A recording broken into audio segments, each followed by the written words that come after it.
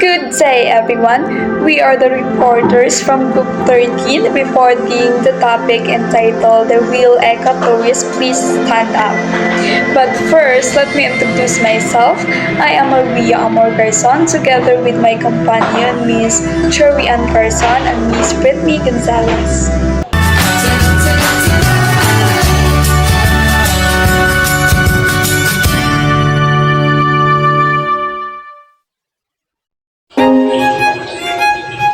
The term ecotourism has become a popular tool, often used to attract travelers seeking sustainable and responsible travel experiences. Unfortunately, many companies use the term ecotourism as a marketing ploy, engaging in what is known as greenwashing. They're using green language to make themselves good without actually making significant changes to their operators. They're using the word eco-friendly while failing to address the core principles of sustainability. So for you, what is the real definition of ecotourism? Ecotourism is about respecting our nature, learning about the delicate balance of ecosystem, and supporting local communities. It's about making sure that our travel don't harm the environment or exploit people.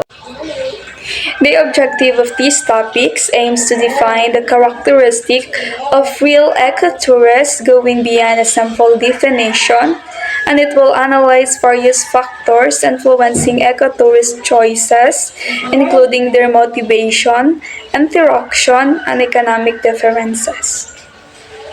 So let us proceed to the tourist motivation. Tourist motivation are the underlying reason that drive individuals to travel, encompassing factors such as cultural exploration, relaxation, adventure, social interaction, and personal development. So the importance of understanding tourist travel motives is crucial in several respects, partly for tourism business owners who need to understand which needs their experiences should fulfill for tourists, but also for the various authorities planning for tourism development. So one way we can identify the particular forms and styles of tourism is through examination of what factors motivate tourists. So since people act to satisfy their needs, motivation is thought to be the ultimate driving force that governs to use the travel behavior. Compton in 1979 modified the push and pull model in identifying tourist motivation, desire for pleasure, and the desire for a break from routine. He found 7 primary push motives and 2 pull motives. Compton defined push factor as motives concerned with social and psychological status of the individual. These are the internal reason why someone wants to leave their current situation. Think of it as escaping something unpleasant or seeking a change.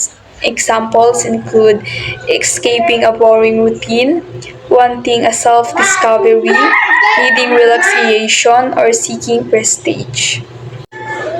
While pull motives, on the other hand, are motives arose by the destination rather than emerging exclusively from the traveler himself. These are external reasons related to the destination itself that attract someone to a particular place. They are the things that draw people to a specific location. Examples include the novelty of a new place or the educational opportunities it offers. So why do you think people travel? Travel often helps people regain a sense of balance in their lives. The destination is just a way to achieve that balance, fulfilling deeper needs. There are 2 types of motivation, and these are the intrinsic motivation and the extrinsic motivation. Intrinsic motivation is doing something because you enjoy it, not for any reward.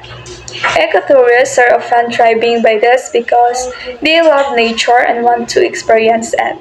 while the intrinsic motivation is doing something for a reward or to achieve something for a reward. Regular tourists might travel for relaxation, a break from routine, or to see famous sights.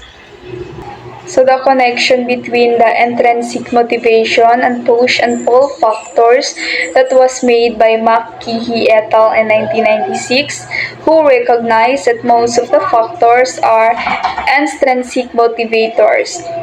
It is important to note that satisfaction for the ecotourist may come not only from the experience itself, but also from the external reward of having promoted environmentally sound travel and having made a contribution to the destination region.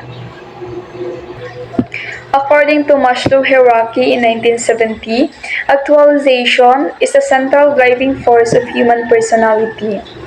But before it can be pursued, lower order needs such as hunger, shelter, and safety must be satisfied first. Maslow grouped the needs into 5 levels. First is the physiological, which includes here the hunger, fears, shelter, sex, and etc. Second is the safety. It includes here the security, protection from physical and emotional harm. Third is the social, which is the affection, belonging, acceptance, and friendship. And the fourth is the esteem. It belongs here the both internal, which is the self-respect, autonomy, achievement, and the external, which is the status, recognition, and attention.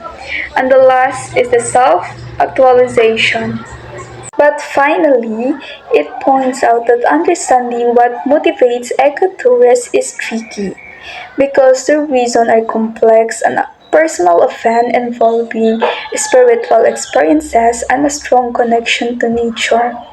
It's not just about a vacation, it's about self improvement and contributing the environmental protection. Good day, everyone. I am Britney Gonzales. Mabuhay! I will be discussing today the tourism interaction. Our first topic is about social groups exert 4 kinds of effect on destination selection. Direct persuasion to visit a certain destination. It is trying to convince someone to go to a place by talking about how great it is. This might include telling them all the fun things to do there, why it is special, and why they enjoy it. It's like saying, you really should go there. It's amazing and you'll have the best time. The next is we have the normative influence on a traveler's opinion of a destination. It means that a traveler's view of a place shaped by the opinions and expectations of others, like friends or social media. This influence happens because people often want to fit in or agree with the views of their social groups. Example, if everyone a traveler knows says a certain destination is amazing, they might also feel is a great place to visit even if they haven't been there themselves because they trust the views of people around them. So next is we have the long-term socialization leading to conventional wisdom about a destination. It means that over time, repeat messages or shared ideas shape what people generally believe about a place. Example, many people think a place is a paradise because for years they've seen pictures, movies, and stories showing a tropical dream spot. This message repeatedly becomes the widely accepted view, even for those who haven't been there. Next is we have social group members living in destination areas than and Compton cited in Crompton 1981. It refers to the population size and diversity of specific social, cultural, or ethnic groups residing in a tourist destination. These groups can influence the destination, culture, food, tradition, and overall appeal to travelers. Example, A city has a large communities of various ethnic groups. Tourists are interested in explaining these unique cultural practices. So, we should proceed to another topic, which is the four different types of tourists. Number one is organized mass tourists. Is someone who takes a prearranged group trip with all details, like transport and activities, planned by a travel agency. Example, a group of tourists on a guided bus tour visiting major attractions. So the next one is we have the individual mass tourist. Is someone who travels independently but follows a popular, well-established tourist route or destination, often using package tours or standard travel services. Example, a traveler booking a flight and hotel on their own but visiting major tourist spots like Troyes and Rome or Paris. So, next is we have the explorer. It refers to a traveler who seeks out news, less visited destination and prefer to experience places off the beaten path, often with a focus on adventure and discovery. Example, a person trekking through remote villages in the Himalayas to experience local culture and nature away from tourist crowds. So next is the last one, the drifter. It is a traveler who seeks spontaneity and freedom, often moving from place without a fixed plan or destination, usually to experience life more authentically. Example, a backpacker wandering through different countries, staying in hotels, and embracing local culture without a set itinerary. So now let's proceed to the economic condition. So economic condition are also fundamental for us to understand the differences between the behavior of ecotourists and mainstream tourists. Economic conditions are also fundamental for us to understand the difference in behavior between the ecotourists and the mainstream tourists. So ecotourists often involves in villages or smaller communities. Like this kind of tourists primarily travel to connect with nature, learn about environmental issues, and support conservation efforts. They often engage in sustainable practices such as reducing waste and choosing eco-friendly accommodation. These travelers seek genuine interaction with local culture and typically stay longer in one place to fully experience the environment. Ecotourism benefits local communities by directing funds to locally owned businesses and supporting conservation projects.